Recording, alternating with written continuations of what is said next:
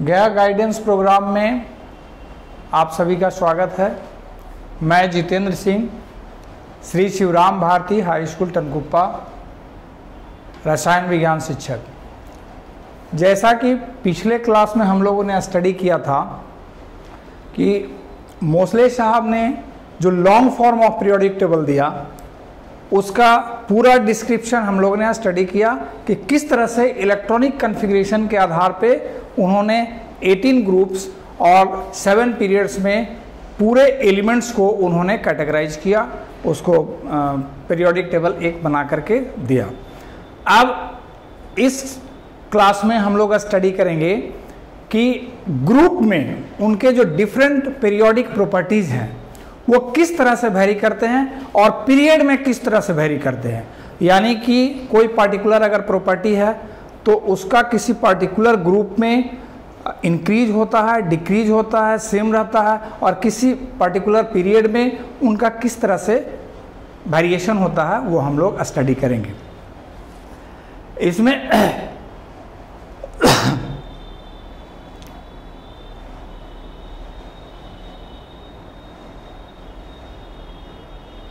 जैसा कि पीछे हम लोग देख चुके हैं कि पीरियोडिक क्लासिफिकेशन में इम्पॉर्टेंट फिजिकल और केमिकल प्रॉपर्टी किस तरह से वैरी करेंगे उसका हम लोग इसमें स्टडी करने के लिए पीरियोडिक प्रॉपर्टी पहले हम लोग डिफाइन करेंगे कि पीरियोडिक प्रॉपर्टी किसको कहते हैं। पीरियोडिक प्रॉपर्टी का मतलब ये हुआ कि किसी भी एलिमेंट का इलेक्ट्रॉनिक कॉन्फ़िगरेशन से रिलेटेड, इलेक्ट्रॉनिक कॉन्फ़िगरेशन के आधार पर जो प्रॉपर्टी में वेरिएशन आता है, जो चेंजेज आता है, जो डिपेंड करती है, उस प्रॉपर्टी को हम लोग कहते हैं पीरियोडिक प्रॉपर्टी। तो इस टॉपिक के अंदर हम लोग मुख्य रूप से इलेक्ट्रॉनिक कॉन्फ़िगरेशन के आधार पर जिन जिन प्रॉपर्टी में वेरिएशन आते हैं उसका हम लोग इसमें स्टडी करेंगे। अब चलिए यहाँ हम लोग देखते हैं कि कौन कौन सी ऐसी प्रॉपर्टी है जो पीरियोडिक प्रॉपर्टी है और उसमें किस तरह से वेरिएशन आता है। उसके अंदर मुख्य रूप से आपका एटॉमिक रेडियाई आता है, आयोनाइजेशन एनर्जी आता है, इलेक्ट्रॉन गेन इंथैल्पी या इलेक्ट्रॉन एफिनिटी जिसको कहते हैं, इलेक्ट्रोनेगेटिविटी है, वैलेंसी है। ये फिजिकल प्रॉपर्टीज ऐसे हैं जो इलेक्ट्रॉनिक कॉन्फ़िगरेशन के आधार पे ये चेंज होते हैं और डिपेंड करते हैं, और इसका स्टडी हम लोग एक एक करके हम लोग करेंगे।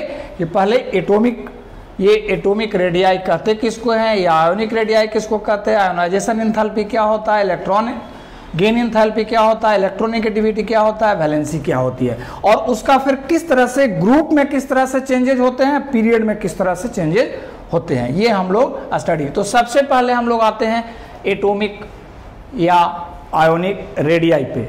ये कहते किसको हैं, तो देखिए एटॉमिक रेडियाई का मतलब होता है कि किसी भी, ये दो एटम है, ये मान लेते हैं कि हाइड्रोजन एटम है, मोनो एटॉमिक मॉलिक्यूल, जैसे हाइड्रोजन मोनो एटॉमिक मॉलिक्यूल हो गया, इसमें ये हाइड्रोजन मॉलिक्यूल है, हाइड्रोजन एटम है, ये भी हाइड्रोजन एटम है। ये दोनों एटम का इंटर न्यूक्लियर डिस्टेंस, यहाँ से इसका न्यूक्लियस यहाँ है, इस हाइड्रोजन का यहाँ, या कोई भी एटम होगा जो दोनों सेम टाइप का एटम होना चाहिए। जैसे मान लिया Cl2 हो, H2 हो, N2 माने नाइट्रोजन है, ये नाइट्रोजन है, ये हाइड्रोजन है, ये भी हाइड्रोजन है, तो H होगा, N होगा, Cl होगा। तो ये दोनों ये सेम टाइप का एटम होना चाहिए। ये सपोज करते हैं हाइड्रोजन का एटम है दोनों, ये H2 मॉलिक्यूल का एक सपोज करते हैं कि ये दिया हुआ है। ऐसे इसमें हाइड्रोजन में तो कोवेलेंट बॉन्ड बनता है, इसमें वो दिखाया हुआ नहीं है। फिर भी अगर मान लेते हैं कि इस तरह से दो एटम हैं, ये दो एटम का इंटर न्यूक्लियर डिस्टेंस का हाफ, ये यहाँ से यहाँ इन दोनों के डिस्टेंस का हाफ, इसको हम लोग कहते हैं एटॉमिक रेडियाई। लेकिन अब समस्या ये है कि किसी भी एटम का एटॉमिक रेडियाई हम लोग एग्जैक्टली निकाल सकते हैं कि नहीं निकाल सकते हैं, ये एक गंभीर समस्या है। क्योंकि सिंगल आइसोलेटेड एटम वो निकाल पाना वो आसान नहीं है। उसके अलावा और भी कई फैक्टर्स हैं जिसके कारण हम लोग सिंगल ये एटॉमिक रेडियाई को निकाल पाना आसान नहीं है। एक और कारण है, जैसे इलेक्ट्रॉन में प्रोबेबिलिटी पिक्चर होता है, इलेक्ट्रॉन का प्रोबेबल पोजीशन हम लोग जानते हैं कि उसकी प्रोबेबिलिटी है, प्रोबेबिलिटी ऑफ फाइंडिंग इलेक्ट्रॉन कहाँ पे होता है, उसको हम लोग जैसे ऑर्बिटल कहते हैं। तो अब प्रोबेबिलिटी हो गया और ये प्रोबेबिलिटी इन्फिनिटी तक भी समाप्त नहीं होता है, यानी वो एग्जैक्ट कोई पोजीशन नहीं है। तो इस वजह से हम लोग इस डिफिनीशन के अनुसार ये एग्जैक्ट एटम का रेडियस निकाल पाना वो मुश्किल है, वो आसान नहीं है। अब इसमें हम लोग देखेंगे कि इसमें एटॉमिक रेडियस का और कौन कौन सा कॉन्सेप्ट है, किस तरह से हम लोग एटॉमिक रेडियस एक एवरेज निकालते हैं या उसमें कौन कौन सा रेडियस की हम लोग बात करते हैं, इसको थोड़ा सा हम लोग समझ लेंगे। चलिए बोर्ड से इसी से समझ लेते हैं। Covalent radius, van Waals radius और मेटलिक रेडियस, इसमें 3 रेडियस की कल्पना की गई। ये 3 तरह के रेडियस होते हैं। अब कोवैलेंट रेडियस क्या होता है, वैन वाल्स रेडियस क्या होता है और मेटलिक रेडियस क्या होता है, तीनों ही रेडियस हैं। अब इसमें जैसा कि मैंने पीछे बताया कि किसी भी एटम, आइसोलेटेड एटम का रेडियस निकाल पाना वो बहुत टिपिकल है, वो नहीं, संभव नहीं है। तो उस परिस्थिति में कुछ ना कुछ तो ऐसा मेथड होगा जिससे हम लोग उसके एटम के रेडियस को हम लोग निकाल पाएं। तो उसके लिए यहाँ पे कॉन्सेप्ट दिया गया कि 3 तरह का ये रेडियस जिसको हम लोग डिफाइन कर रहे हैं उसकी कल्पना की गई है और वो हम लोग निकाल सकते हैं। जैसे पहला है कोवैलेंट रेडियस। कोवैलेंट रेडियस कहते हैं कि अगर, जैसा पीछे मैंने बताया कि अगर सेम टाइप के एटम, जैसे हाइड्रोजन है, तो कोवैलेंट बॉन्ड का फॉर्मेशन करता है। तो कोवैलेंट बॉन्ड का जब फॉर्मेशन करता है तो इसमें, जैसे यहाँ से हम लोग इसको देख लें, ये हाइड्रोजन मॉलिक्यूल सपोज कर लेते हैं, ये भी हाइड्रोजन मॉलिक्यूल, या कोई भी जिसमें सेम टाइप के एटम हो वो मॉलिक्यूल है, ये दूसरा मॉलिक्यूल है। अब इसमें यहाँ पर दोनों में शेयरिंग ऑफ इलेक्ट्रॉन हो रहा है, यहाँ पर ये दोनों के बीच शेयरिंग यहाँ पर हो रहा है। अब इसकी वजह से ये एटम का कुछ पार्ट इसमें ये चला गया, एटम का, इस एटम का कुछ पार्ट इसमें, यानी कॉमन प्लेस ही बन गया। तो अगर ये दोनों सिंगल एटम रहते तो इनका डिस्टेंस अधिक होता, लेकिन चूंकि ये कोवैलेंट बॉन्ड का फॉर्मेशन कर रहे हैं तो ये पूरा इनका जो इंटर एटॉमिक डिस्टेंस यहाँ से यहाँ होता वो अब थोड़ा घट गया। तो अब कोवैलेंट बॉन्ड इसमें फॉर्मेशन हो रहा है। तो कोवैलेंट रेडियस कहते हैं किसी भी स्पीशीज में जो जिसमें सेम टाइप के एटम है और सिंगल बॉन्ड है, 2 कंडीशन, सेम टाइप का एटम और सिंगल बॉन्ड जिसमें फॉर्म हो रहा है, उसमें इस एटम के न्यूक्लियस और इस एटम के न्यूक्लियस का हाफ, इसके हाफ को half of the inter nuclear distance of atoms which are bonded together with covalent, single covalent bond, ये सिंगल कोवैलेंट बॉन्ड से जो बंधा हुआ है उनके इंटर न्यूक्लियर डिस्टेंस के हाफ को हम लोग कहते हैं कोवैलेंट रेडियस। इसके बाद नेक्स्ट जो हमने देखा था van Waals radius. Van Waals radius क्या है, अब मान लेते हैं ये एक मॉलिक्यूल है, ये दूसरा मॉलिक्यूल है, यहाँ पर ये कोवैलेंट रेडियस यहाँ हम लोगों ने देख लिया। अब यहाँ पर ये दूसरा सेम टाइप के एटम, अगर 2 मॉलिक्यूल हैं, ये सपोज कर लेते हैं हाइड्रोजन है, ये भी हाइड्रोजन है। अब इसमें हाइड्रोजन का एक एटम ये है, यहाँ हाइड्रोजन का एक एटम है। अब ये दोनों मॉलिक्यूल अलग अलग हैं, दोनों मॉलिक्यूल, अब ये चूंकि यहाँ बॉन्ड फॉर्म हो गया तो ये आपस में मॉलिक्यूल बना लिया, ये आपस में मॉलिक्यूल फॉर्म कर लिया हाइड्रोजन। अब एक मॉलिक्यूल से दूसरा मॉलिक्यूल, इन दोनों के जो नियरेस्ट यहाँ पे एडजेसेंट एटम्स हैं उनके इंटर न्यूक्लियर डिस्टेंस, तो चूंकि ये मॉलिक्यूल अलग हो गया, ये मॉलिक्यूल अलग हो गया, अब इनका इंटर न्यूक्लियर डिस्टेंस इसके रिस्पेक्ट में ये ज्यादा होगा। इसका सेंटर यहाँ है, इसका सेंटर यहाँ, इन दोनों के इंटर न्यूक्लियर डिस्टेंस के हाफ को कहते हैं वैन वाल्स रेडियस। इसको हम लोग कहते हैं वैन वाल्स रेडियस। यानी 2 मॉलिक्यूल है, एक मॉलिक्यूल ये है, एक मॉलिक्यूल ये है, इसमें सेम एटम, ये हाइड्रोजन एटम है, अगर ये एटम है हाइड्रोजन है, तो इन दोनों के, ये दोनों मॉलिक्यूल से अलग अलग मॉलिक्यूल, दोनों नेबरिंग मॉलिक्यूल के एटॉमिक डिस्टेंस, इसका न्यूक्लियर इंटर न्यूक्लियर डिस्टेंस के हाफ को हम लोग कहते हैं वंडर वॉल्स रेडियस, इसको हम लोग वंडर वॉल्स रेडियस कहते हैं। तीसरा जो इसमें है वो है आपका, जिसको हम लोग कहते हैं मेटलिक रेडियस। इसको मेटलिक, मेटल्स में क्रिस्टल्स होते हैं, उसके एटम्स होते हैं, ज्वाइंट रहते हैं, क्रिस्टल्स होते हैं। तो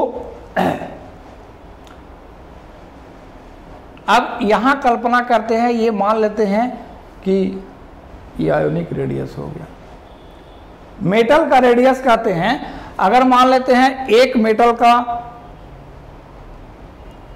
का एक एटम ये है और एक एटम ये है, अगला एटम यहां होगा, फिर इस तरह से क्रिस्टल इसमें चारों तरफ 3 डायमेंशनल स्पेस में अरेंज रहते हैं। अब इसमें जो एक एटम ये है और एक एटम ये है, इन दोनों के इंटर न्यूक्लियर डिस्टेंस का हाफ, इसमें क्रिस्टल्स एक दूसरे में इंसर्टेड नहीं होता है, बिल्कुल अलग नहीं होता है, दोनों पास पास होते हैं। तो इस केस में यहाँ पर दोनों एटम के इंटर न्यूक्लियर डिस्टेंस के हाफ, उसको हम लोग कहते हैं मेटलिक रेडियस, उसको हम लोग कहते हैं मेटलिक रेडियस। इसको एटॉमिक रेडियस से हमने एक्सप्लेन किया। ये जो मेटलिक रेडियस है, ये है दो एटम, अगर मान लिया कोई क्रिस्टल है, उसमें एटम्स हैं पास पास रखे हुए हैं, तो एक एटम से दूसरे एटम के बीच का डिस्टेंस उसमें क्लोज रहता है, क्लोजली पैक्ड रहते हैं, क्लोज रहते हैं, लेकिन इंसर्टेड नहीं रहते हैं। जैसे कोवेलेंट बॉन्ड, ये कोवेलेंट रेडियस में जैसे एक दूसरे में इंसर्टेड रहता है, वैसा नहीं रहता है। वंडर वॉल्स में थोड़ा डिस्टेंस होता है, वैसा नहीं होता है। मेटलिक रेडियस में पास पास होते हैं। तो दोनों नेबरिंग एटम्स के इंटर न्यूक्लियर डिस्टेंस के हाफ को हम लोग कहते हैं मेटलिक रेडियस। अब इन तीनों में जैसा हम लोगों ने देखा कि सबसे अधिक डिस्टेंस इसमें सबसे अधिक डिस्टेंस अगर होगा तो ये वंडर वॉल्स रेडियस का वैल्यू होगा, उसके बाद फिर मेटलिक रेडियस का होगा, और तीसरा सबसे छोटा होगा वो कोवेलेंट रेडियस होगा।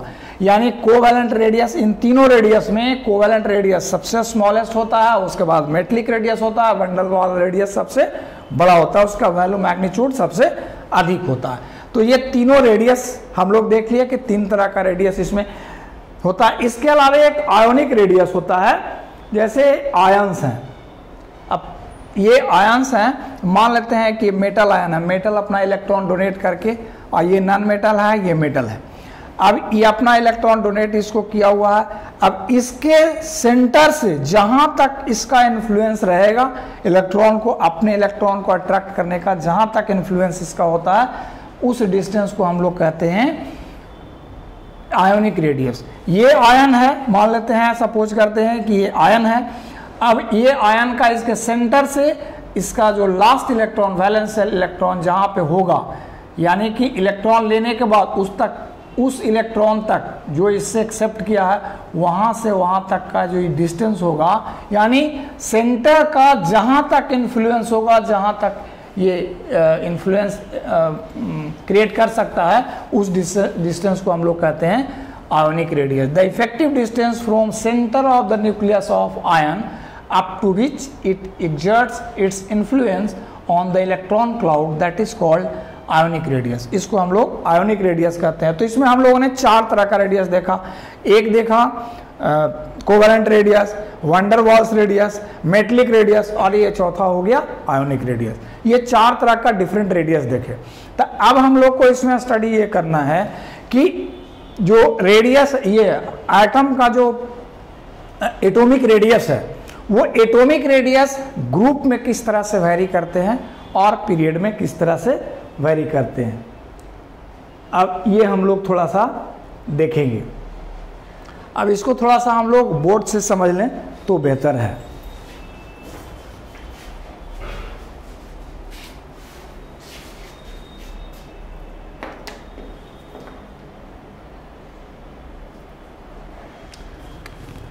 जैसे मैंने बताया कि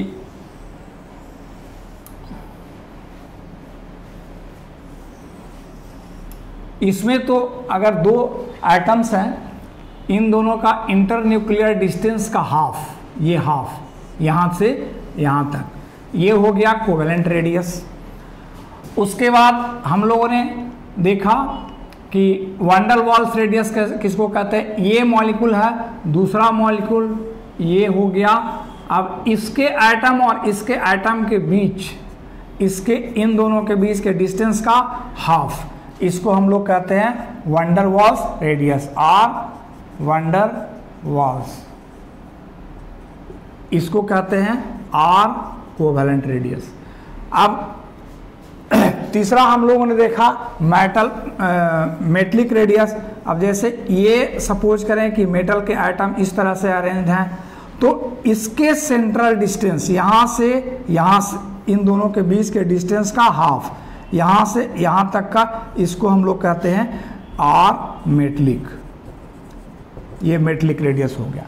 अब हमको इसमें ये स्टडी करना है कि मेटलिक रेडियस किस तरह से ग्रुप में वैरी करते हैं और किस तरह से पीरियड में वैरी करते हैं।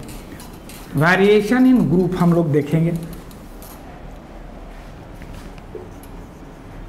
वेरिएशन ऑफ एटॉमिक रेडियाई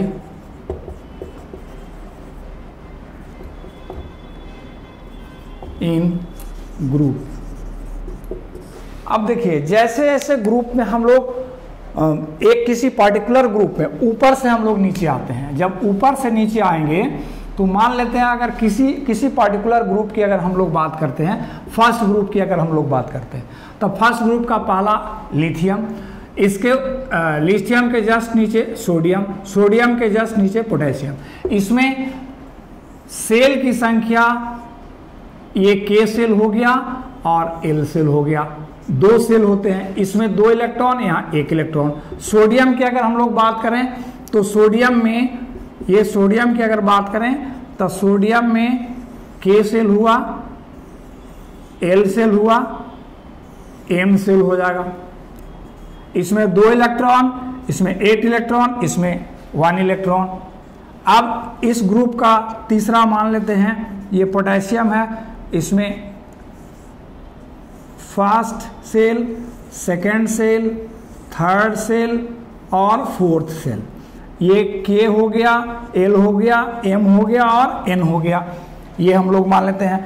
अब इसमें 2 इलेक्ट्रॉन यहाँ हो गया, इसमें 8 हो गया, इसमें फिर 8 हो गया, फिर यहाँ पर 1 हो गया। अब यहाँ हम लोग क्या देख रहे हैं कि ऊपर से नीचे जब किसी पर्टिकुलर ग्रुप में बढ़ रहे हैं तो एटॉमिक रेडियस बढ़ रहा है। एटॉमिक रेडियस क्या हो रहा है, धीरे धीरे नंबर ऑफ सेल्स बढ़ रहे हैं, इसलिए एटॉमिक रेडियाई का वैल्यू बढ़ रहा है। ग्रुप में जब ऊपर, यानी कि ऊपर से नीचे किसी पर्टिकुलर ग्रुप में जब आएंगे तो एटॉमिक रेडियाई बढ़ेगा। अब इसमें हम लोग देखेंगे कि पीरियड में जब लेफ्ट टू राइट जाएंगे तब क्या होता है। इसमें वेरिएशन इन पीरियड, पीरियड में जब हम लोग जाएंगे तब एटॉमिक रेडियस का क्या होगा। Variation of atomic radii in a period. अब देखिए पीरियड में क्या होगा, जब लेफ्ट टू राइट इस तरफ से जाएंगे तब क्या होगा। अगर मान लेते हैं कि हम लोग लिथियम हो गया, बेरिलियम हो गया, बोरन हो गया,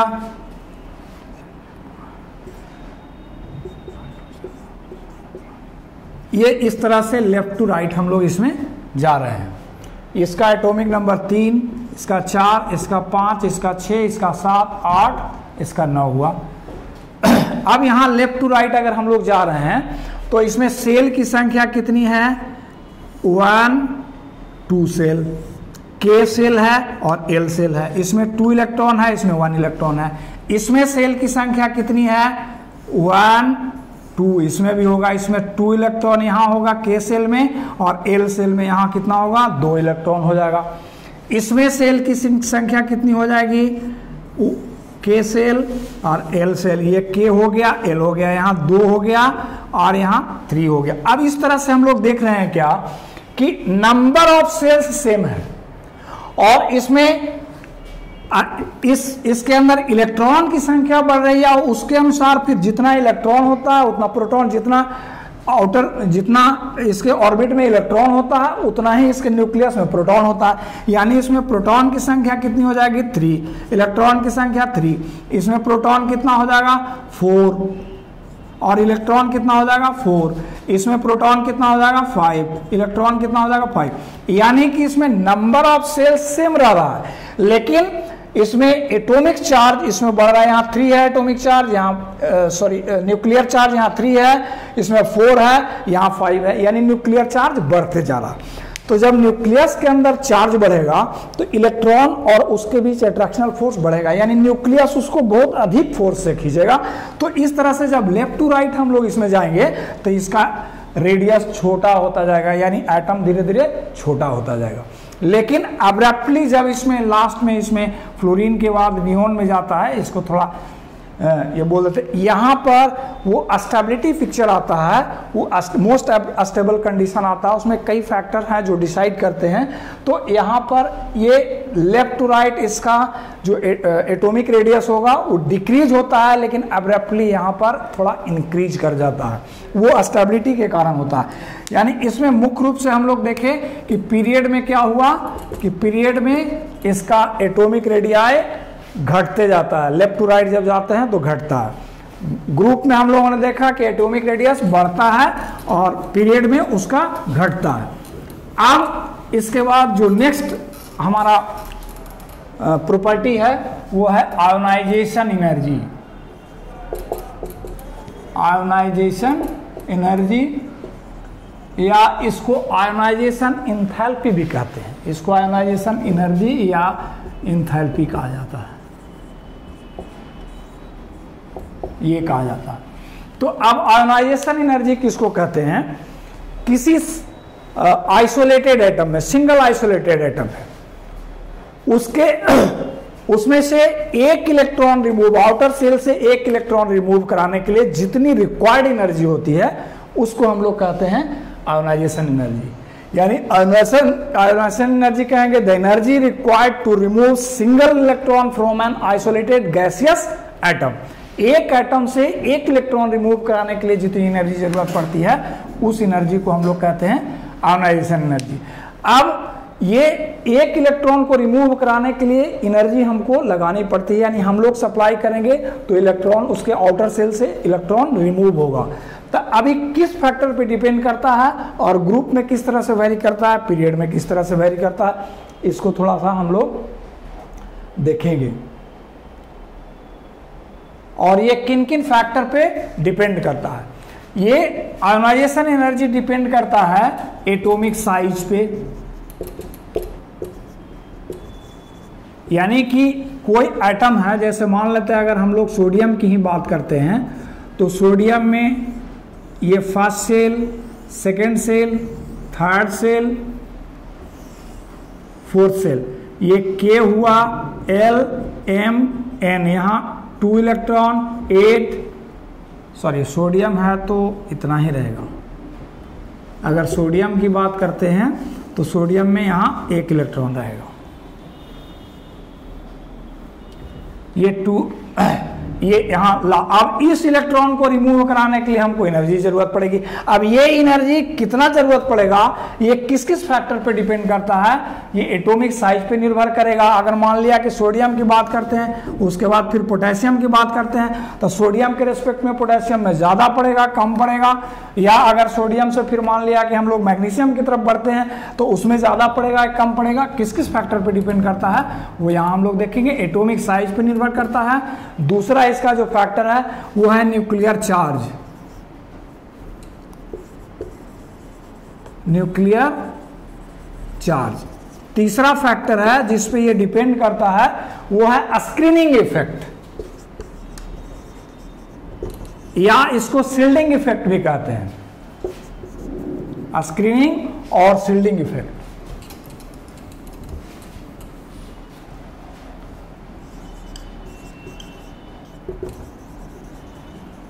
शील्डिंग इफेक्ट। और नेक्स्ट जो चौथा फैक्टर है वो है उसका इलेक्ट्रॉनिक अरेंजमेंट, या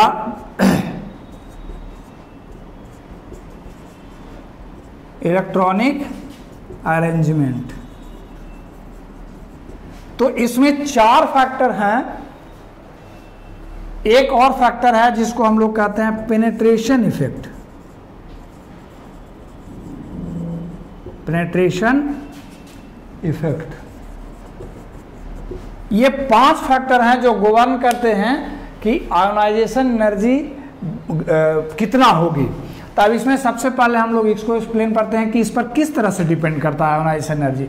अगर एटम का साइज छोटा होगा तो न्यूक्लियस से उसके लास्ट इलेक्ट्रॉन पे अट्रैक्शन अधिक होगा। जैसे ये छोटा एटम हम मान लेते हैं, लिथियम की बात करते हैं, तो इसमें इलेक्ट्रॉन न्यूक्लियस के बिल्कुल नजदीक होता है, इस पर अट्रैक्शनल फोर्स बहुत ज्यादा लगेगा। अगर मान लेते हैं हम लोग सोडियम में, तो सोडियम में इलेक्ट्रॉन यहाँ इस इलेक्ट्रॉन को रिमूव कराना है, यहाँ 2 8 और इसका एक इलेक्ट्रॉन यहाँ इसको रिमूव कराना है थर्ड सेल से, KLM, ये थर्ड सेल से रिमूव कराना है। तो इसका न्यूक्लियस इस पे अट्रैक्शनल फोर्स लगाएगा और यहां से हमको रिमूव कराना है इसको। तो यहाँ इसके रेस्पेक्ट में अगर हम लोग बात करें, ये सेकेंड सेल से हमको अगर रिमूव कराना है तो उससे कम एनर्जी थर्ड सेल में लगेगी, इसलिए कि यहाँ पर डिस्टेंस अधिक हो गया, न्यूक्लियस का अट्रैक्शनल फोर्स कम लगेगा, इसलिए यहाँ पर कम एनर्जी में काम चल जाएगा, हमको इसको रिमूव करा सकते हैं। लेकिन अगर इस इलेक्ट्रॉन को रिमूव कराना है, एकदम न्यूक्लियस के पास वाले इलेक्ट्रॉन को अगर रिमूव कराना है तो हमको बहुत इसमें एनर्जी की आवश्यकता होगी। इसी तरह से जैसे जैसे ही आगे बढ़ेगा और इसमें मान लेते हैं इससे और आगे अगर हम लोग जाते हैं, इसके आगे वाले पोटेशियम में जाते हैं, तो पोटेशियम में इलेक्ट्रॉन और यहाँ होगा, इसमें डिस्टेंस और बढ़ गया, तो रेडियस जब इसका बढ़ गया, एटॉमिक साइज बढ़ गया, तो इस इलेक्ट्रॉन को रिमूव कराना और आसान हो गया। यानी एटॉमिक साइज बढ़ने से, एटॉमिक रेडियस बढ़ने से उसका आयोनाइजेशन एनर्जी हम लोग को कम जरूरत, उसमें कम रिक्वायर्ड होती है, यानी आयोनाइजेशन एनर्जी उसमें कम होता है। और एटॉमिक साइज छोटा होगा तो ज़्यादा होगा। अब न्यूक्लियर चार्ज की बात करते हैं, ये दोनों लगभग एक जैसा है। अब न्यूक्लियस में अगर चार्ज अधिक होगा यानी एटॉमिक नंबर उसका अधिक होगा। जैसे अभी यहाँ पर हमने बताया कि ये तो रेडियस की बात बताया, उसके बाद फिर एटॉमिक चार्ज का मतलब अगर न्यूक्लियस में चार्ज अधिक है, इसका मतलब कि उसका एटॉमिक नंबर अधिक है। जैसे सोडियम की अगर बात करते हैं 11, पोटेशियम की बात करते हैं इसका 19 होता है। इसमें प्रोटॉन की संख्या कितनी होती है 11, और इसमें प्रोटॉन की संख्या कितनी होती है 19। अब यहाँ पर न्यूक्लियस में चार्ज ये इतना पॉजिटिव चार्ज है, 11 पॉजिटिव चार्ज है, इसके अंदर 19 पॉजिटिव चार्ज है, तो निश्चित रूप से 19 पॉजिटिव चार्ज वो स्ट्रॉन्ग फोर्स से इलेक्ट्रॉन को अट्रैक्ट करता है।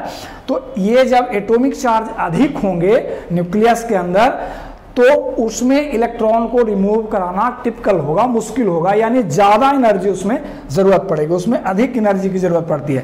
और जहां पर न्यूक्लियर चार्ज कम होगा उस केस में इलेक्ट्रॉन को रिमूव कराना आसान होगा। यानी न्यूक्लियर चार्ज बढ़ने से उसका आयोनाइजेशन एनर्जी बढ़ेगा, न्यूक्लियर चार्ज कम होने से आयोनाइजेशन एनर्जी कम होगी। तीसरा जो फैक्टर है वो है स्क्रीनिंग या शील्डिंग इफेक्ट। अब यहां देखिए, ये अच्छा पॉइंट है, इसको हम लोग देखते हैं।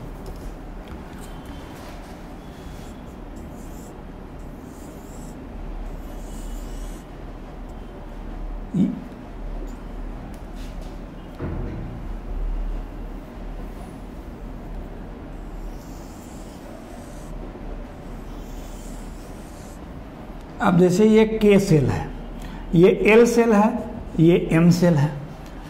अब इसमें देखते हैं हम लोग कि यहां मान लेते हैं एक इलेक्ट्रॉन है, 2 इलेक्ट्रॉन है, जो भी इलेक्ट्रॉन है, इस इलेक्ट्रॉन को हमको रिमूव कराना है, या इसको इस तरफ बनाते हैं, इस इलेक्ट्रॉन को यहां से हमको इलेक्ट्रॉन को रिमूव कराना है। इस इलेक्ट्रॉन को रिमूव कराना है तो न्यूक्लियस इस पर इस डायरेक्शन में फोर्स लगाएगा, हमको इसको एनर्जी दे करके इसको आउट करना है।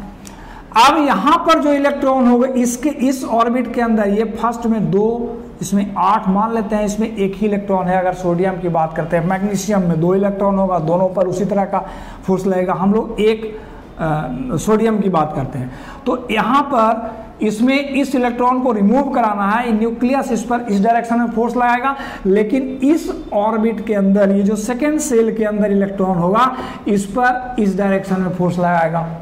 यानी अगर ये इलेक्ट्रॉन ना हो तो जितना फोर्स लगेगा उसके रेस्पेक्ट में अगर ये इलेक्ट्रॉन यहाँ पे इंसर्टेड है तो ये कम फोर्स लगने देगा। अब जैसे फिजिक्स में पिछले क्लासों में पढ़ा होगा आपने, जैसे मान लिया सपोज करते हैं ये दो चार्ज बॉडी है, अब बीच में एक और चार्ज बॉडी ले आते हैं, ये पॉजिटिव चार्ज है, अब मान लेते हैं ये निगेटिव चार्ज है और ये भी निगेटिव चार्ज है।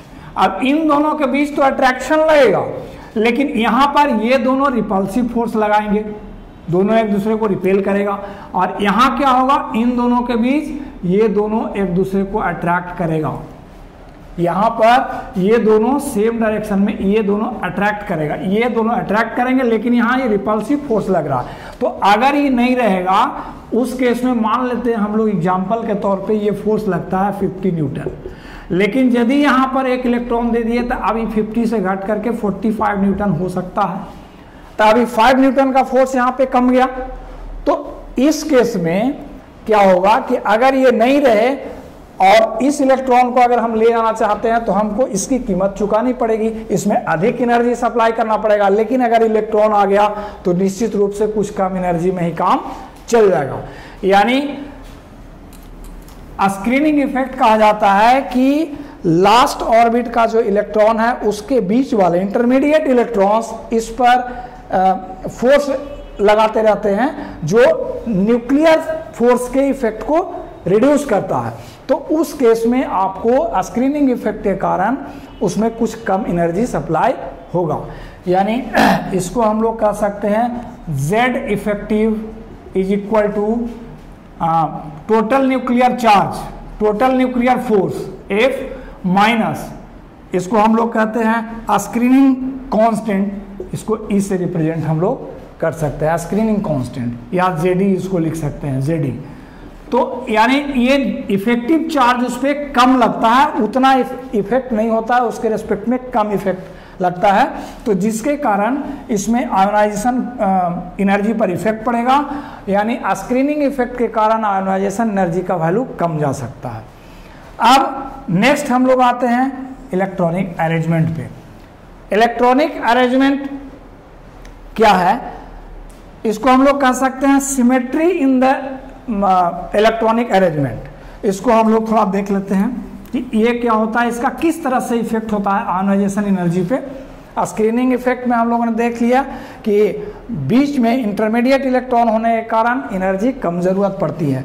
अब यहाँ पर इलेक्ट्रॉनिक अरेंजमेंट में है, जैसे मान लेते हैं अगर हम लोग नियॉन की बात करते हैं, नियॉन में जो इलेक्ट्रॉनिक कॉन्फ़िगरेशन होता है, फर्स्ट सेल में 1s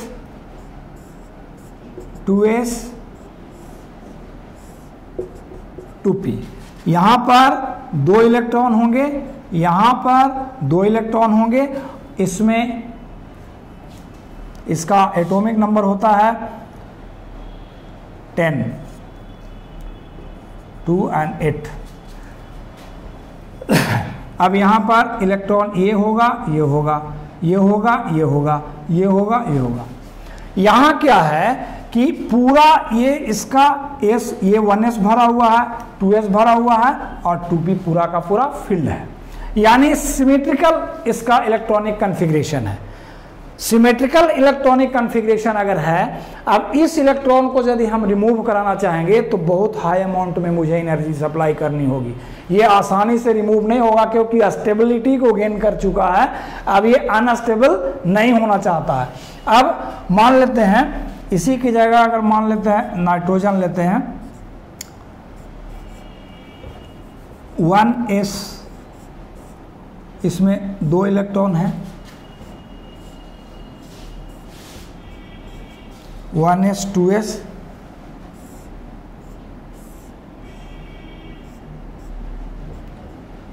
पहले एक एक करके इलेक्ट्रॉन भरे जाते हैं, तो 2 to 4 and 3 7, ये 2 और 5 इसका इलेक्ट्रॉनिक कॉन्फ़िगरेशन ऐसे होता है, 2 and 5। यहाँ पर ये भी सिमेट्रिकल है, इसमें तीनों में एक एक है। अब मान लेते हैं कोई ऐसा स्पीशीज है जिसमें इसमें 1 है, इस इलेक्ट्रॉन को रिमूव कराना आसान है, लेकिन जैसे ही ये तीसरा इलेक्ट्रॉन इसके अंदर आएगा, अब इस इलेक्ट्रॉन को अगर हम रिमूव कराना चाहते हैं तो मुझे अधिक एनर्जी सप्लाई करनी पड़ेगी, क्योंकि ये हाफ फील्ड, ये P, इसका जो P सब सेल है ये 2s है, 2p है और ये 1s है। ये 2p इसका हाफ फील्ड या फुल फील्ड दोनों के कंडीशन में ये ज़्यादा स्टेबिलिटी महसूस करता है इन कंपेरिजन टू ये अगर एम्प्टी हो। तो अगर मान लिया इसमें 5 है, ऐसा रहता, तब इस इलेक्ट्रॉन को रिमूव कराना आसान है, इसमें कम एनर्जी जरूरत पड़ेगी। लेकिन जैसे ही ये नेक्स्ट ये आ गया तो अब स्टेबिलिटी गेन कर लिया, और ये हाफ फील्ड इसके रेस्पेक्ट में कम स्टेबल होता है, लेकिन अगर ये एक कम है तब ये तो बिल्कुल अनस्टेबल है, इस इलेक्ट्रॉन को रिमूव कराना बहुत आसान है। तो यहाँ हम लोगों ने देखा कि electronic arrangement, symmetrical electronic arrangement के केस में इलेक्ट्रॉन को रिमूव कराना मुश्किल है, यानी उसमें आयोनाइजेशन एनर्जी अधिक लगेगी, और अगर सिमेट्रिकल नहीं है तब उस केस में कम एनर्जी से काम चल जाएगा। अब उसके बाद फिर पेनिट्रेशन इफेक्ट है। पेनिट्रेशन इफेक्ट किसको कहते हैं ये थोड़ा सा हम लोग देखेंगे।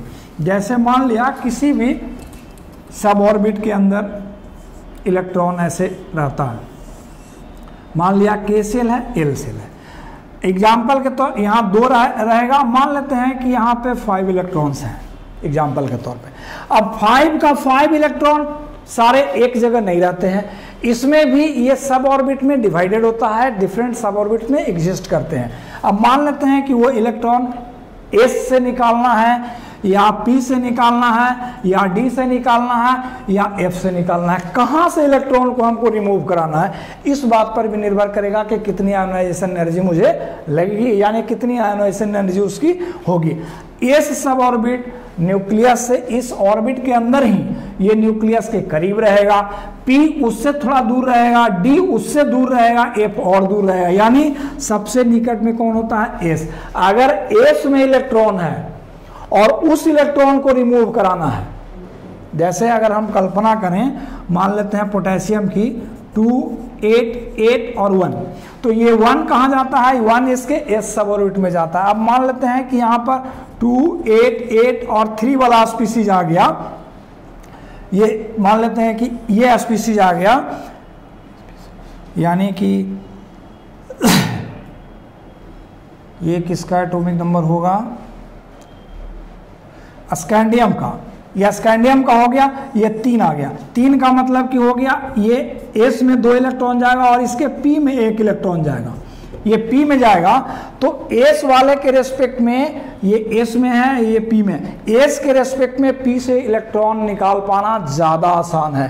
S न्यूक्लियस के ज़्यादा करीब रहता है, इसलिए इससे इलेक्ट्रॉन को रिमूव कराना वो टफ है, और उसके रेस्पेक्ट में P से थोड़ा मुश्किल है, P से आसान है, D से और आसान है, F से और आसान है। तो उसको हम लोग कहते हैं पेनिट्रेशन इफेक्ट, यानी इसका इस केस में सबसे अधिक एनर्जी इस लगेगा, P से निकालने में कम एनर्जी लगेगी, D से अगर इलेक्ट्रॉन को रिमूव कराना है तो उसमें और कम लगेगी, और F से और कम लगेगी।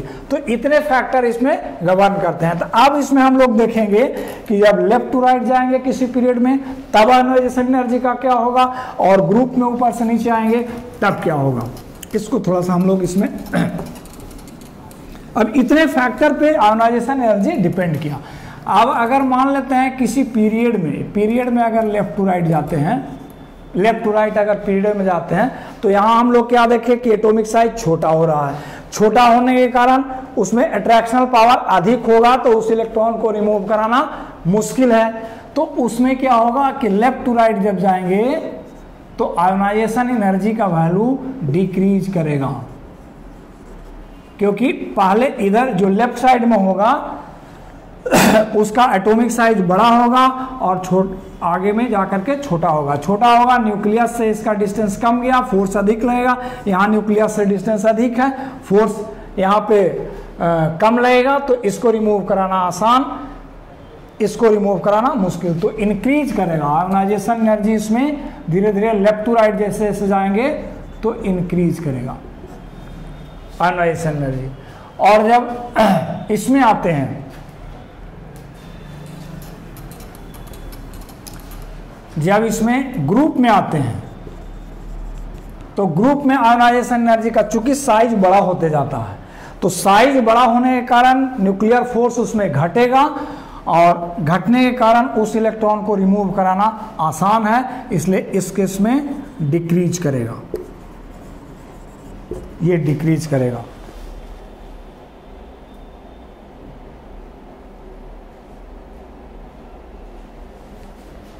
ग्रुप में डिक्रीज करता है और पीरियड में इंक्रीज करता है, ये आयोनाइजेशन एनर्जी हो गया।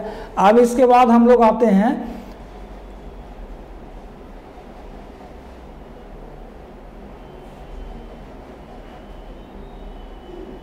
इलेक्ट्रॉन एफिनिटी पे।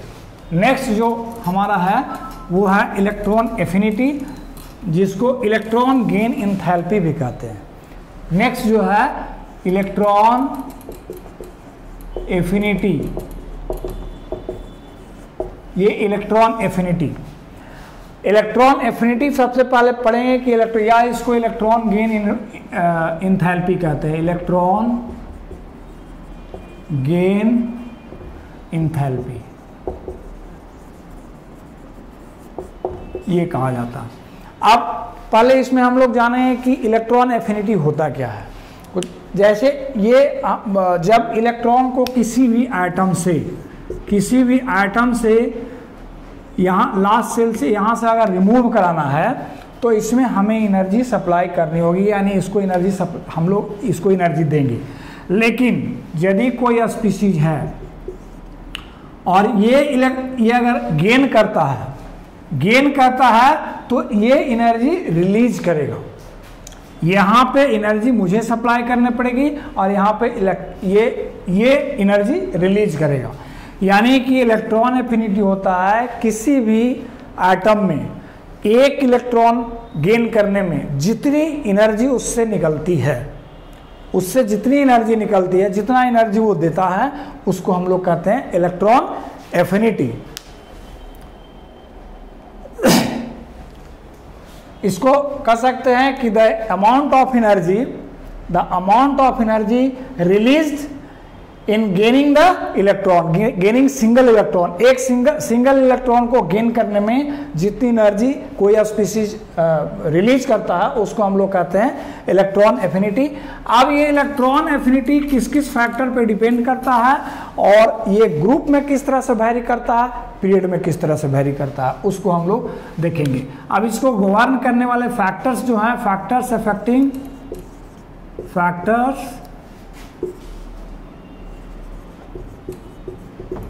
अफेक्टिंग इलेक्ट्रॉन एफिनिटी, ये फैक्टर्स कौन कौन है? इसके जो फैक्टर्स हैं,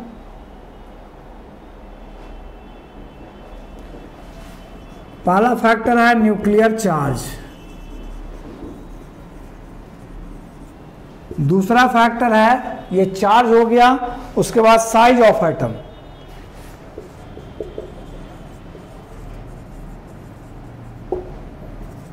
और जो तीसरा फैक्टर हमारा है वो है इलेक्ट्रॉनिक कॉन्फ़िगरेशन। इलेक्ट्रॉनिक कॉन्फ़िगरेशन, तीसरा फैक्टर इसका इलेक्ट्रॉनिक कॉन्फ़िगरेशन है। अब इसमें हम लोग देखेंगे कि न्यूक्लियर चार्ज में वेरिएशन से ये कैसे इफेक्ट होता है, साइज ऑफ एटम से कैसे होता है, और इलेक्ट्रॉनिक कॉन्फ़िगरेशन पर कैसे डिपेंड करता है। तो अब देखिए हम लोग सबसे पहले न्यूक्लियर चार्ज की बात करते हैं। अगर मान लेते हैं किसी भी एटम में ये स्पीशीज है, ये है, दूसरा ये है,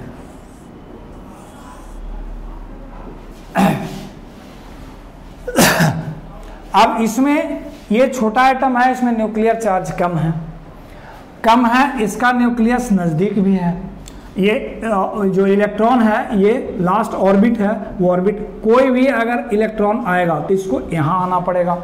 इस केस में अगर आना है तो लास्ट सेल में कोई भी इलेक्ट्रॉन शिफ्ट करेगा, अगर आएगा तो कहीं से वो लास्ट सेल में, ऐसा नहीं कि बीच में वो घुस जाएगा, वो आपके लास्ट सेल में वो आता है।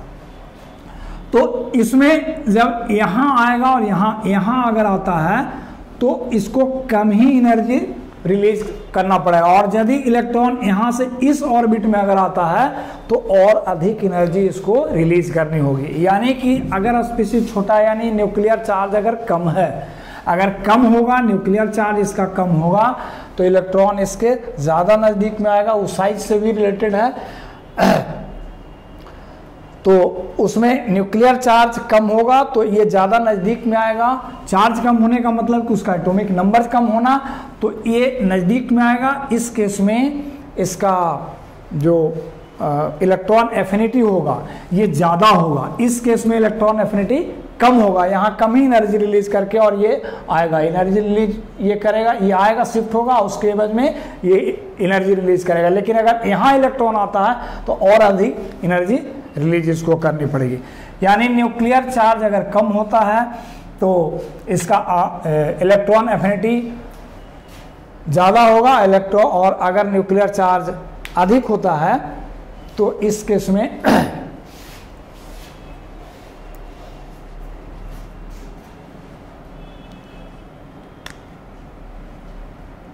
ये अगर ज़्यादा होगा तो ज़्यादा होने का मतलब एटॉमिक नंबर ज़्यादा होना, तो फिर इसका साइज बड़ा होगा। साइज बड़ा होगा तो इसमें बाहरी ऑर्बिट में यहाँ आएगा, इसमें इस केस में इलेक्ट्रॉन एफिनिटी इसका कम होगा। साइज का रिलेशन है तो साइज इसका जैसा अभी पीछे भी हमने बताया, ये साइज अगर छोटा है तो न्यूक्लियस के बिल्कुल नज़दीक आएगा आइटम ये इलेक्ट्रॉन, तो इस केस में इसको अधिक एनर्जी रिलीज करनी पड़ेगी। और अगर बड़ा साइज है तो इसमें कम ही इलेक्ट्रॉन रिलीज करना पड़ेगा। न्यूक्लियस यहाँ शिफ्ट होगा इलेक्ट्रॉन, तो कम एनर्जी रिलीज करके इसको यहाँ शिफ्ट करा लेगा।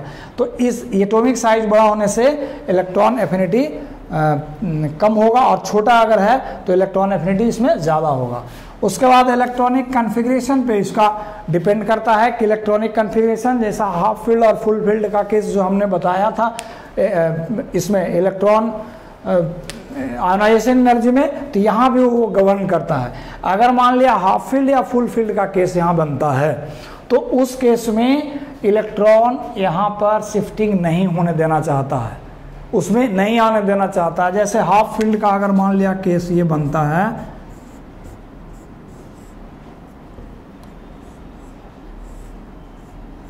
यहाँ अगर ये है, ये केस है नाइट्रोजन का, अगर हम केस लेते हैं 7 का, तो अब इसमें अगर इलेक्ट्रॉन हमको शिफ्ट कराना है बाहर से तो इसमें ज़्यादा एनर्जी की जरूरत, इसमें इस केस में ये ज़्यादा एनर्जी रिलीज नहीं करना चाहेगा। और यदि मान लिया कि इस तरह का केस है तो अधिक एनर्जी रिलीज करके भी स्टेबिलिटी गेन करना चाहेगा, ये अधिक एनर्जी रिलीज करके और चाहेगा कि स्टेबल हो जाए। और अगर मान लिया ऐसा केस है तो ये आसानी से इलेक्ट्रॉन के एक्सेप्ट नहीं करना चाहेगा। हाफ फील्ड का या फुल फील्ड का केस होता है तो उस केस में इलेक्ट्रॉन एफिनिटी कम होगी इस केस में, और यदि हाफ फील्ड या फुल फील्ड का केस नहीं है तो उसमें इलेक्ट्रॉन एफिनिटी अधिक होगी। तो यानी कि ये 4 फैक्टर पे डिपेंड किए। तो अब हम लोग इसमें देखते हैं कि ग्रुप में किस तरह से वेरिएशन इसका है और पीरियड में किस तरह से इसका वेरिएशन है। अब देखिए अगर मान लेते हैं कि हम लोग पीरियड में अगर जाते हैं, ये से पीरियड में इधर से इधर हम लोग जाते हैं, पीरियड में अगर हम लोग गए तो on moving the period along moving from left to right in a period, the atomic size increases, atomic size इसका बढ़ता है। तो एटॉमिक साइज बढ़ने के कारण इलेक्ट्रॉन कोई भी शिफ्टिंग होगा तो लास्ट ऑर्बिट में होता है तो उसमें कम एनर्जी लगेगी। तो लेफ्ट टू राइट जब जाते हैं तो एटॉमिक साइज घटता है, तो घटने के कारण इलेक्ट्रॉन को नज़दीक आना पड़ेगा, यानी कि वहाँ पर ज़्यादा एनर्जी रिलीज करनी पड़ेगी। यानी इस केस में इसका इंक्रीज होता है, ये इलेक्ट्रॉन एफिनिटी इंक्रीज करता है। और अगर इधर से इधर जाते हैं अगर ग्रुप में, तो ग्रुप में क्या होता है कि इसका एटॉमिक साइज धीरे धीरे बढ़ता है। तो जब बढ़ेगा तो वहाँ पर लास्ट ऑर्बिट में शिफ्टिंग होगा, लास्ट ऑर्बिट में शिफ्टिंग होगा तो कम एनर्जी से काम चलेगा, ऊपर वाले में ज़्यादा एनर्जी, नीचे में जैसे जैसे ऊपर से नीचे आता है एटॉमिक साइज बढ़ता है तो इसमें डिक्रीज करेगा। यानी कि अगर पीरियड में अगर लेफ्ट टू राइट जाते हैं तो इसका इलेक्ट्रॉन एफिनिटी इंक्रीज करता है, और ग्रुप में अगर ऊपर से नीचे अगर हम लोग आते हैं तो इसका इलेक्ट्रॉनिक एफिनिटी डिक्रीज करता है। अब ये हम लोग देख लिए।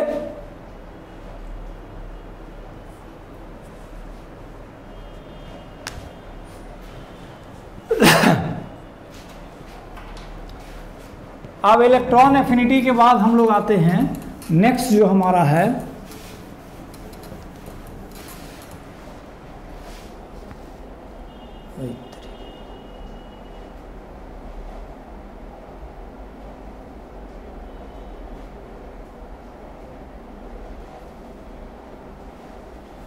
इलेक्ट्रोनेगेटिविटी।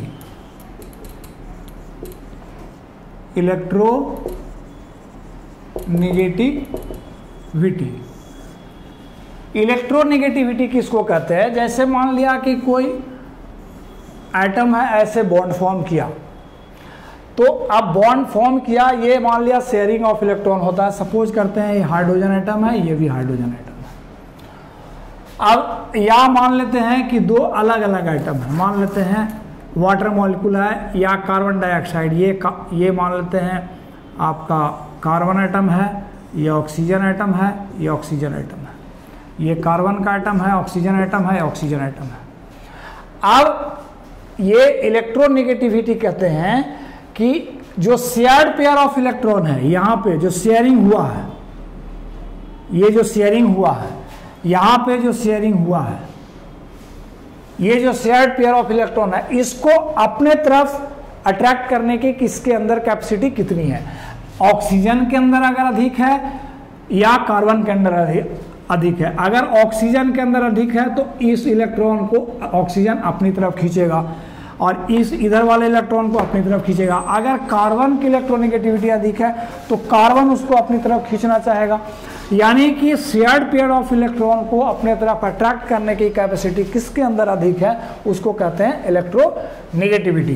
तो आप देखिए इलेक्ट्रोनेगेटिविटी का क्या होगा, लेफ्ट टू राइट जाएंगे।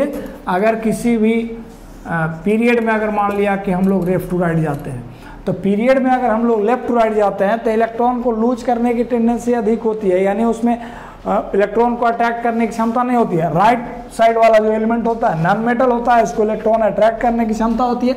यानी लेफ्ट टू राइट अगर हम लोग जाते हैं तो इसमें इलेक्ट्रोनेगेटिविटी इंक्रीज करता है, इंक्रीज करेगा। और अगर ऊपर से नीचे ग्रुप में अगर हम लोग आते हैं तो ग्रुप में इसका क्या होगा, डिक्रीज करेगा। डिक्रीज क्यों करेगा? क्योंकि ऊपर से नीचे आने में एटम का मान लेते हैं ये लिथियम एटम है, लिथियम के नीचे सोडियम एटम है, उसके नीचे पोटेशियम एटम है। अब इसमें तो इलेक्ट्रॉन लूज करने की टेंडेंसी होती है। हम लोग इससे नॉन मेटल से लेकर के अगर चलते हैं, मान लेते हैं फ्लोरीन है, क्लोरीन है, क्लोरीन से लेते हैं, क्लोरीन है, ब्रोमीन है, आयोडीन है।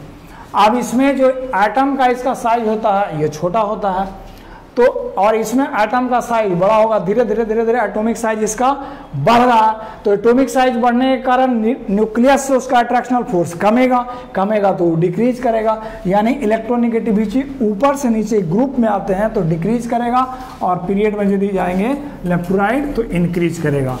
ये इलेक्ट्रोनेगेटिविटी हो गया। अब इसके बाद हम लोग नेक्स्ट इसमें देखते हैं जो प्रॉपर्टी है वो है इसका वैलेंसी। नेक्स्ट है वैलेंसी। वैलेंसी किसको कहा जाता है? वैलेंसी एक्चुअली डिसाइड करता है किसी भी एटम के लास्ट ऑर्बिट में जो इलेक्ट्रॉन होता है, वैलेंसी डिसाइड करता है। तो वैलेंसी कहते हैं कि कोई भी एटम कितने हाइड्रोजन एटम से या कितने क्लोरीन एटम के साथ कॉम्बिनेशन करके कंपाउंड बना रहा है, वो उसकी वैलेंसी होती है। तो अब वैलेंसी अगर मान लिया लेफ्ट टू राइट अगर हम लोग किसी पीरियड में अगर हम लोग जा रहे हैं इधर से इधर, तो हम लोग उसमें देखते हैं अगर मान लिया हम लोग लिथियम की बात करें, lithium, beryllium, boron, carbon, nitrogen, oxygen, fluorine. तो यहाँ क्या देखते हैं, इसकी वैलेंसी 1, इसकी 2, इसकी 3, इसकी 4, इसकी फिर 3, इसकी 2, इसकी 1। यानी इसका वैलेंसी क्या होता है, वैलेंस इलेक्ट्रॉन क्या होता है, इसका वैलेंस इलेक्ट्रॉन 1 है, इसका ये वैलेंस इलेक्ट्रॉन है, वैलेंसी है, ये वैलेंस इलेक्ट्रॉन यहाँ 1 है, यहाँ 2 है, यहाँ 3, 4, 5, 6, 7, इसी तरह से और 8 तक जाएगा। फ्लोरीन के बाद मान लेते हैं नियोन होता है, 0 वैलेंसी 8। इसमें वैलेंस इलेक्ट्रॉन 1 से 8 तक इंक्रीज करता है और वैलेंसी क्या होगा, ये 1 to 4 तक इंक्रीज करेगा, उसके बाद फिर घट करके 0 हो जाता है। इसकी valency first it increases from 1 to 4 and then decreases to 0। यानी कि पीरियड में क्या हो जाएगा, पीरियड में इसकी valency fast increases to 4 then decreases to 0। अब ग्रुप में क्या होगा, इसका ग्रुप में क्या होगा, एक ग्रुप के जितने एलिमेंट होते हैं उसमें वैलेंस इलेक्ट्रॉन सेम रहता है। अगर लिथियम ये फर्स्ट ग्रुप का एलिमेंट है तो सबके वैलेंस इलेक्ट्रॉन 1 होंगे, अगर ये है ग्रुप तो इसके सभी के वैलेंस इलेक्ट्रॉन 2 होंगे। यानी वैलेंस इलेक्ट्रॉन जब सेम होगा तो वैलेंसी भी सेम रहेगी, यानी वैलेंसी सेम रहती है, वैलेंसी इंक्रीज डिक्रीज नहीं करेगी। अगर ऊपर से नीचे किसी भी ग्रुप में अगर हम लोग आते हैं तो इसकी वैलेंसी, ग्रुप में वैलेंसी इसकी सेम रहती है, इसमें कोई चेंजेस नहीं आते हैं। तो ये हम लोगों ने वैलेंसी देख लिया। अब इसके बाद इसको एक कैरेक्टर और है, metallic and non metallic character. एक और है metallic and non metallic character.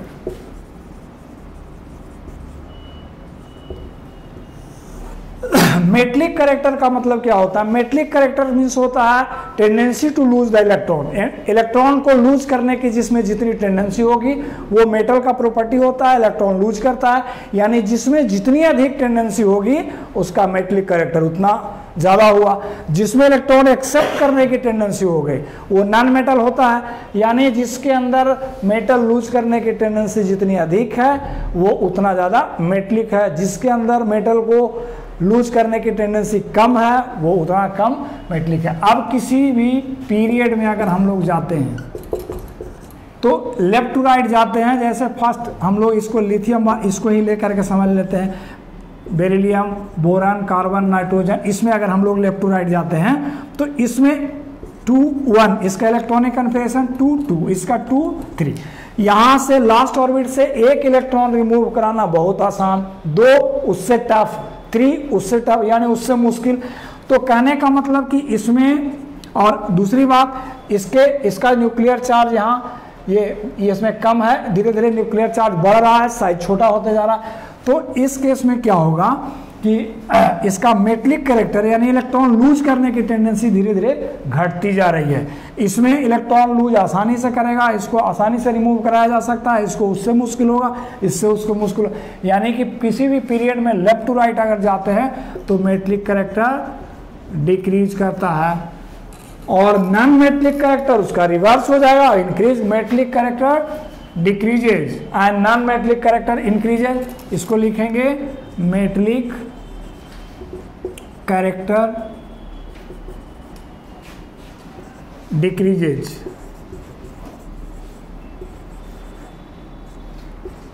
And non metallic character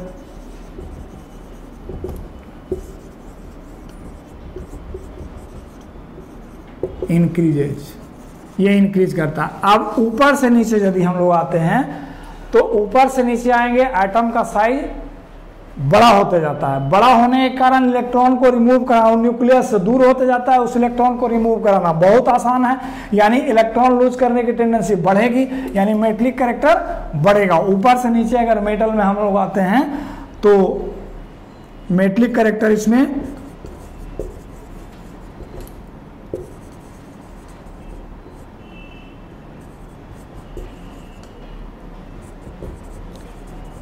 increase करेगा।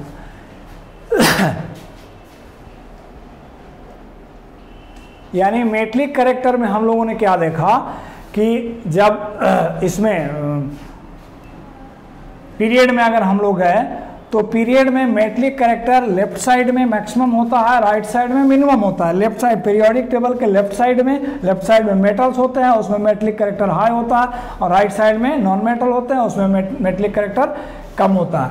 यानी कि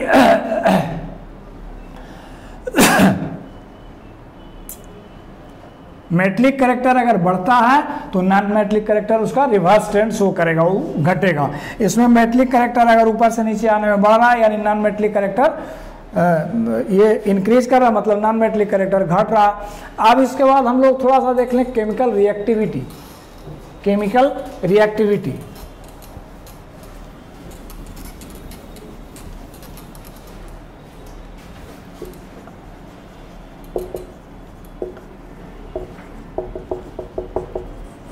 केमिकल रिएक्टिविटी में क्या होता है, जब लेफ्ट टू राइट अगर हम लोग जाते हैं तो यहाँ पर हाईली रिएक्टिव मेटल्स होते हैं और राइट साइड में हाईली रिएक्टिव, जैसे मान लिया अगर फर्स्ट ग्रुप की हम लोग बात करें और 17 ग्रुप की बात करें।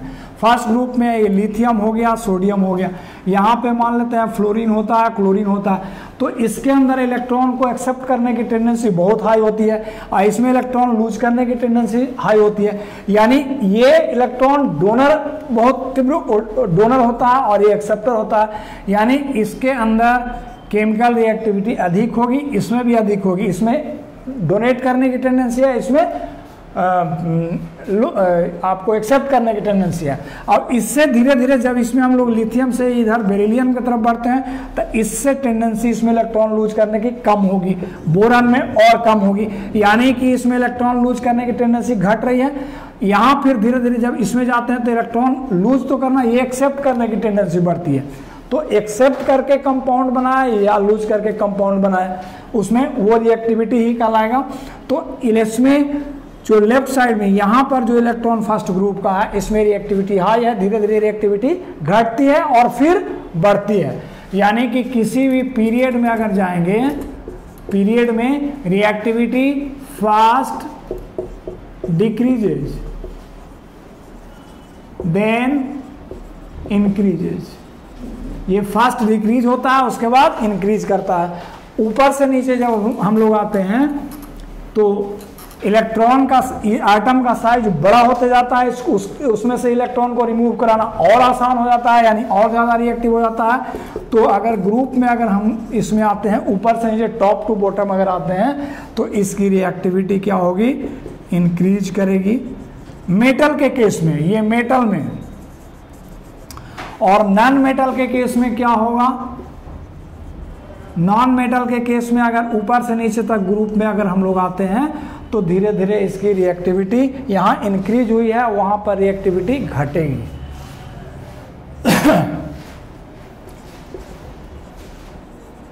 ये डिक्रीज करेगी।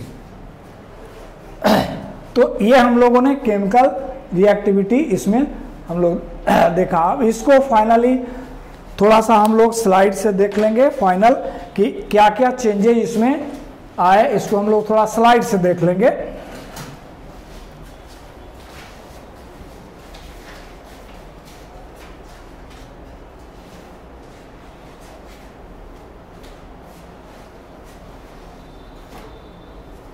ये इलेक्ट्रोनेगेटिविटी है, इलेक्ट्रोनेगेटिविटी किस तरह से ग्रुप में और किस तरह से पीरियड में चेंज हुआ, ये है। वैलेंसी है, वैलेंसी किस तरह से चेंज हुआ ग्रुप में और किस तरह से पीरियड में चेंज हुए।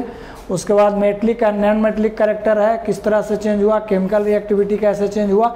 अब ये फाइनली हम लोग देख लेते हैं कि किस तरह से वेरिएशन हुए हैं इन प्रॉपर्टीज़ का पीरियड्स में और ग्रुप में। आयोनाइजेशन एनर्जी पीरियड्स में इंक्रीज करता है और ग्रुप में क्या होता है, डिक्रीज करता है। अगर पीरियड में लेफ्ट टू राइट जाते हैं इंक्रीज करता है और ग्रुप में डिक्रीज करता है। नेगेटिव इलेक्ट्रॉन गेन इंथैल्पी यानी इलेक्ट्रॉन एफिनिटी जिसको कहते हैं, इंक्रीज करता है और ये इसमें ग्रुप में अगर आते हैं तो डिक्रीज करता है। एटॉमिक रेडियाई अगर पीरियड में जाते हैं तो डिक्रीज करता है और ग्रुप में इंक्रीज करता है। इलेक्ट्रॉनिगेटिविटी अगर पीरियड में जाते हैं तो इंक्रीज करता है और इसमें ग्रुप में आते हैं तो इसमें डिक्रीज करता है। ये नट सेल में हम लोगों ने पूरा जितना भी आज स्टडी किया उसका एक पेज में इतना में ये पूरा फाइनल डिस्क्रिप्शन उसका आ गया। अब इसमें कुछ होम असाइनमेंट्स दिए गए हैं जो क्वेश्चंस करने हैं, कुछ क्वेश्चंस इसके अंदर दिए गए हैं। आज हम लोग इस चैप्टर को यहाँ क्लोज करते हैं। अब इस चैप्टर में बाकी और इसके अलावा कुछ क्वेश्चंस होंगे तो वो कर सकते हैं। ये चैप्टर आज समाप्त हो गया। धन्यवाद।